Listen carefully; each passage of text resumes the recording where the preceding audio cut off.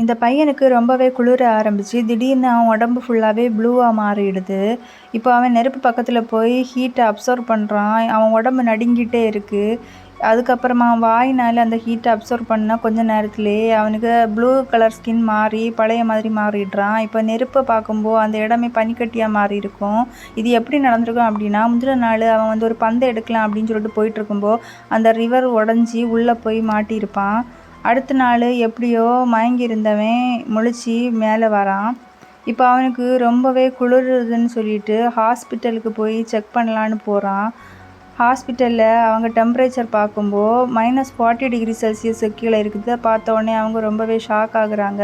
இது சாத்தியமே இல்லைன்னு சொல்லிட்டு திரும்பவும் டெம்பரேச்சர் பார்த்துட்டு அவங்க கையை அவனோட நெத்தி மேலே வைக்கிறாங்க. அவனோட சில்னஸ் எல்லாமே அவங்க மேலே மாறுது. இப்போ இந்த பொண்ணு அவனை பார்த்ததும் பயந்து தண்ணியில் விழுந்துடுறா. அவன் ஹீட்டை எல்லாம் அப்சர்வ் பண்ணி அந்த தண்ணியை உறைய வைக்கிறான்.